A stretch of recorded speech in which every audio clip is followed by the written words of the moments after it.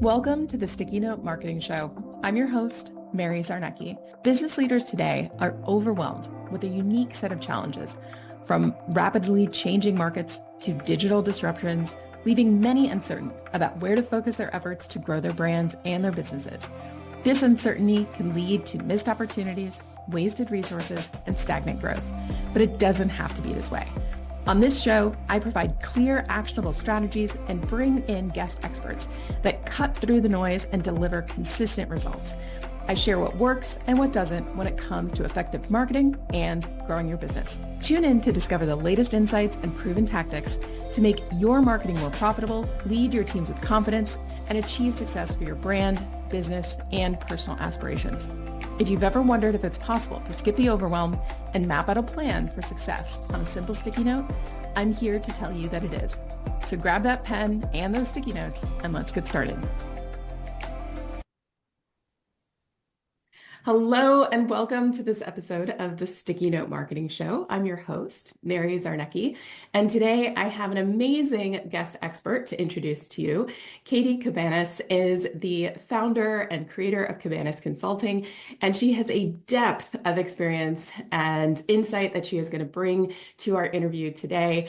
We are going to be talking about brand positioning, brand identity, what's coming up for branding in the future, and how you can make sure that you don't get left behind. So, Katie, thank you so much for joining us here on the show. I'm so happy to have you here as our guest today.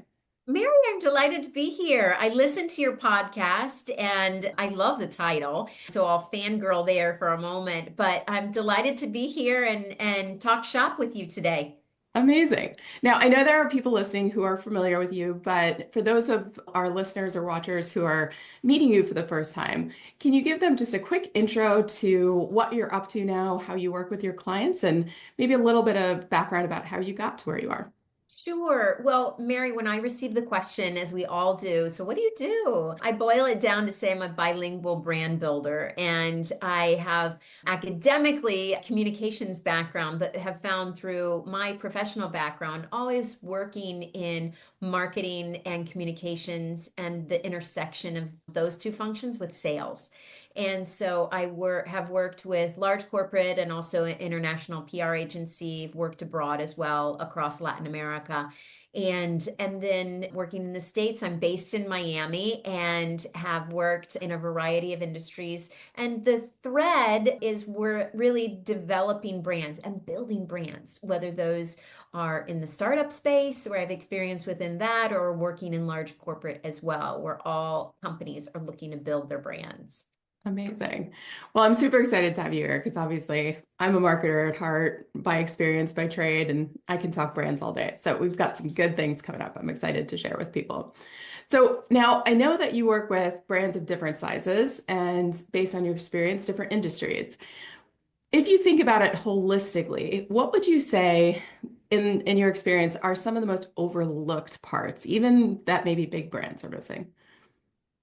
Well, one of the first questions that I have when I'm talking with a potential client or somebody's asking me about their own brand, Mary, I ask them about how they talk about the problems that they solve. And when you can begin to understand who's your client and how is your product or service solving problems for those clients, that's where number one, you're really clear on what the offer is.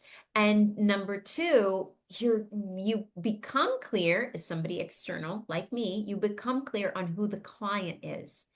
And that, I love that. I love those being really clear on that. And so to answer your question is I think that's the opportunity for executives and is to really understand and be able and well-versed in talking about the problems that they solve.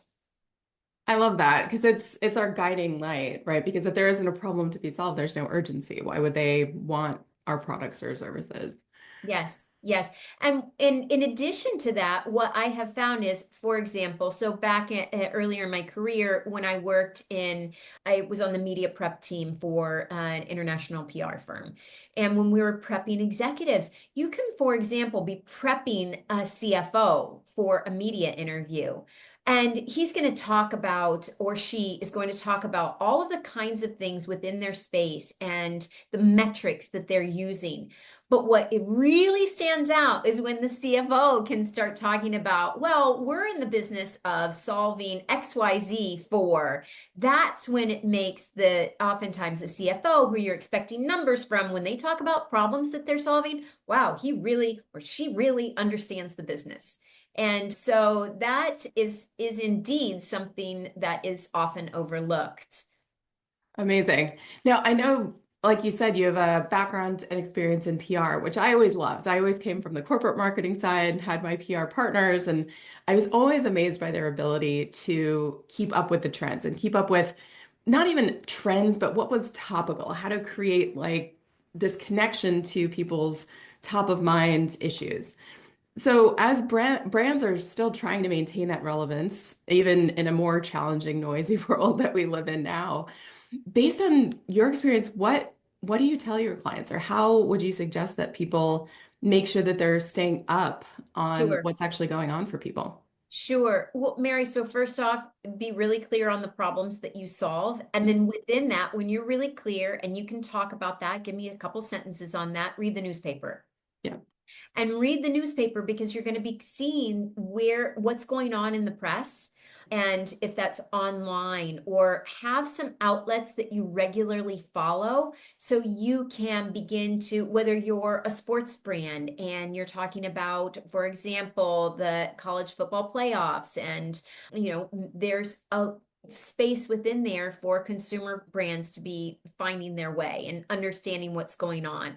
It gives you that idea that you can be relevant to trends that are going on. You can talk about how your product intersects, and not, or simply something that was from a pop culture standpoint becomes fun or noteworthy. Like, for example, in 2024, Wicked came out, and companies talking about how their products can make a person feel truly seen. And some companies did really well when they embraced that idea and that concept and created either experiences or products related to that. So you think, my product has nothing to do with Wicked or a Broadway play or something, and you realize, oh, wait a minute, there is an intersection. And so that's really, I think that's something that I love to do, is really understand trends. We can call them trends, or simply what's going on in the world around us.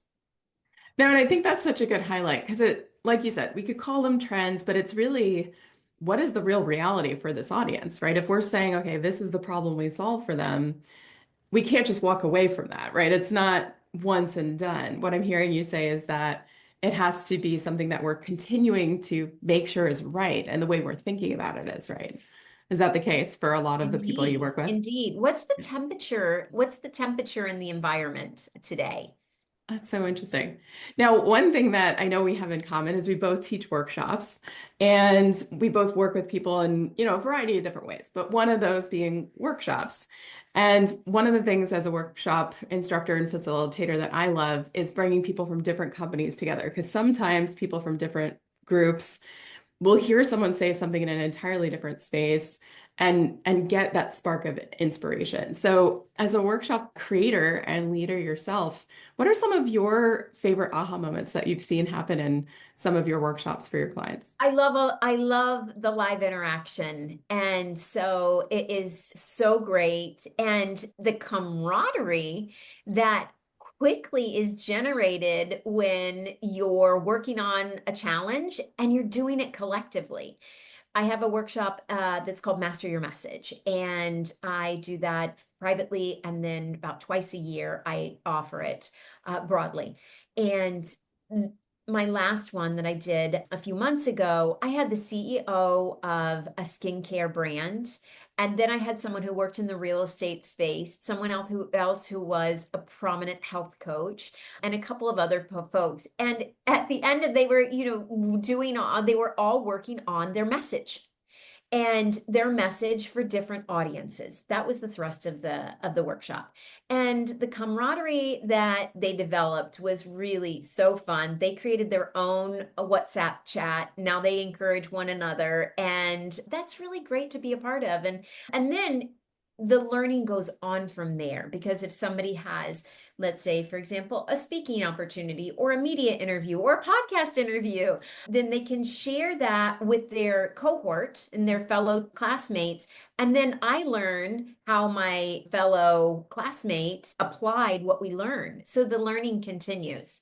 And that's something that I didn't realize, Mary, when I first started offering those workshops, that would be so rewarding, because it helps people to share something that for me comes naturally, is understanding what the messaging is and the strategy behind that. And for other people, that might not be there. They have skills in other areas. So that's something that I enjoy greatly. I love that description of people creating their own little WhatsApp group and then Yeah. continuing to talk afterward, right? Because obviously that speaks to your ability to create that sense of community in the room. Because I know you and I have probably both been participant at other events and conferences and workshops where that didn't happen.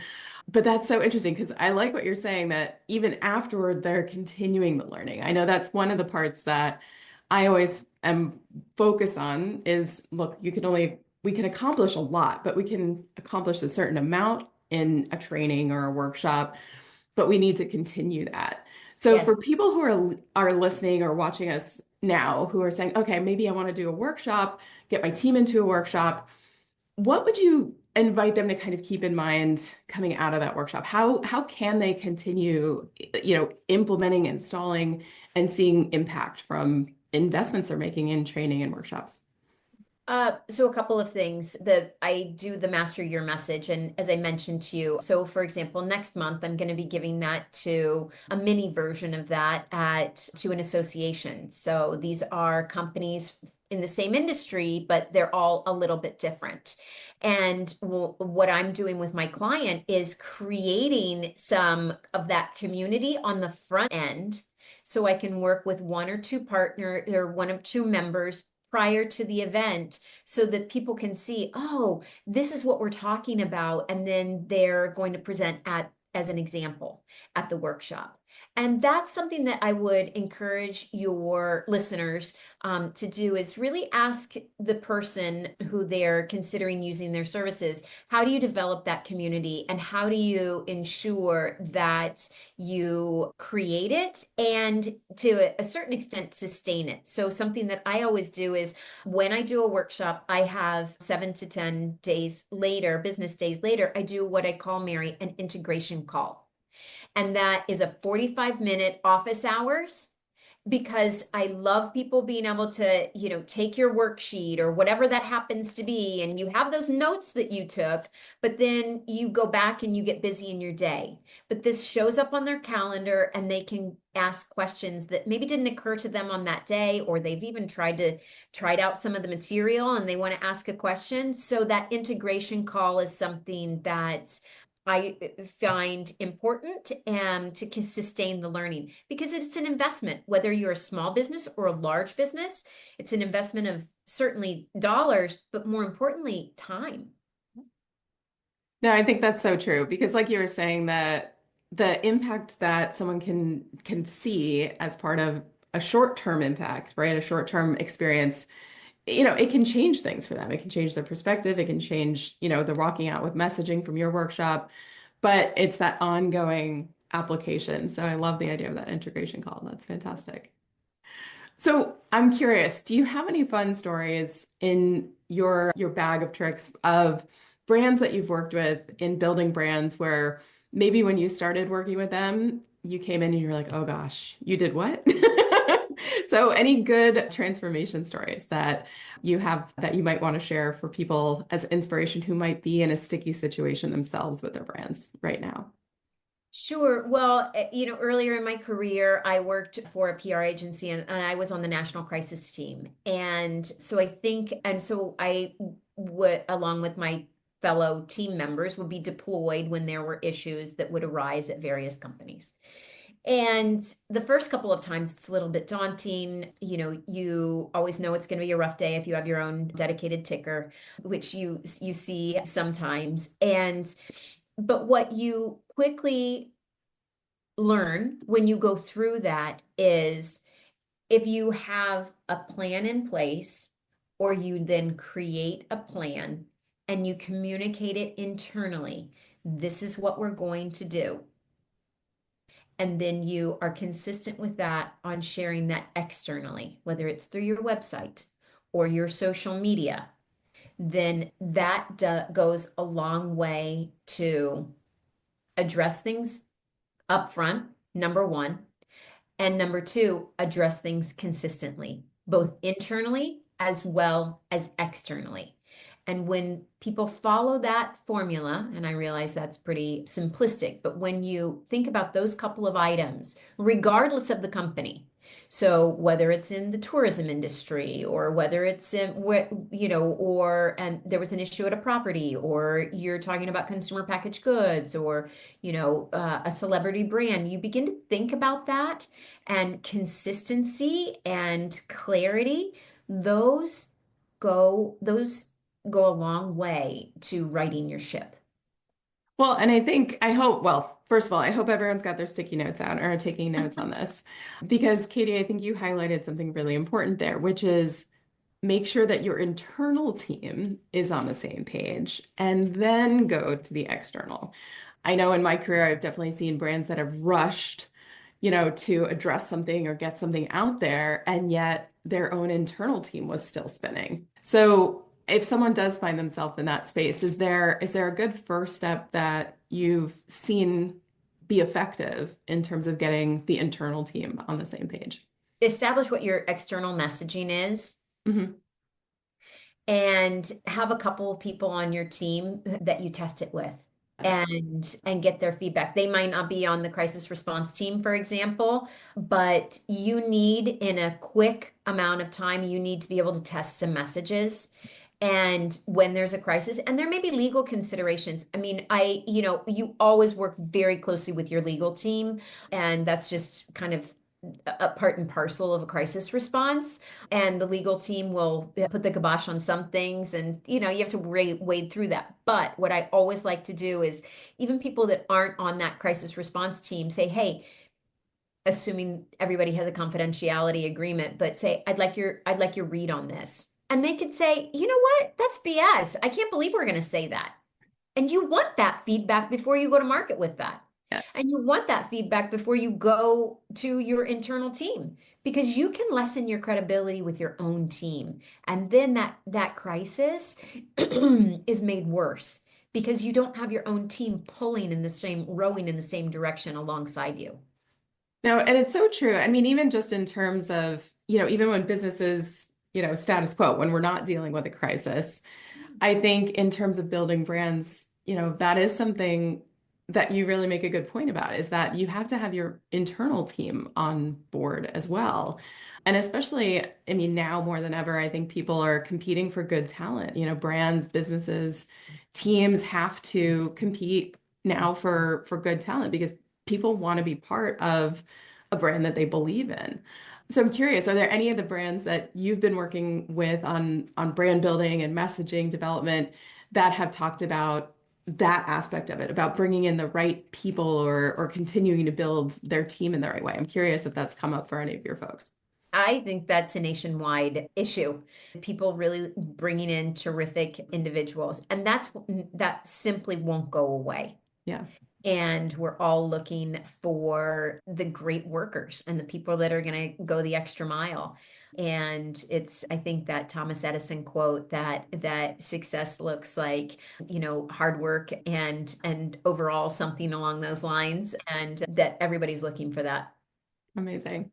Well, thank you, Katie, for coming and being our guest expert today. Hopefully everyone has a very full Post-it note or sticky note right now, because I know I love the reminder that you gave us, right? That key lesson that we have to start with the problem, right? If we're not starting with the problem and then we're not keeping up with how that problem might be evolving in the mind of our audience, we are going to fall behind. And that reminder too, that if we do find ourselves needing to get a crisis message out there, starting internally is going to be the key to success.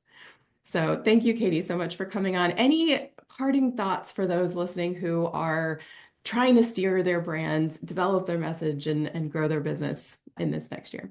Well, Mary, it's been so fun to be here. Thank you for having me, first off. And as far as a final thought, what I would say is that clarity is key. And because I work with messaging with so many of my clients, is understanding that those problems that you're solving can give you clarity in your messaging. And you know the problems you're solving, so trust that. Trust that, and then that clarity will fall into place. Amazing. Thank you so much. Now, I know there are folks here who what you've shared has sparked some additional questions for them. So what is the best place to connect with you and find you online?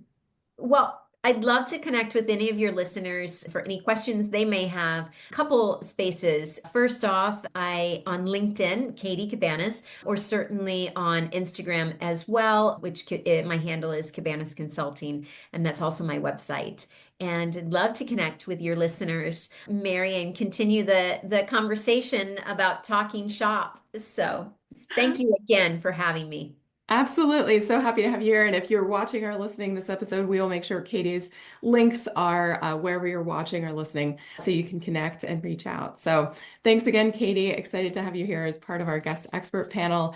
And for all of you guys listening and watching, thank you for joining us for this episode. If you have a specific topic area that you want to hear more about, if you have a guest expert that you think would be a great match for the show, please reach out to me and my team over at support@maryzarnecki.com.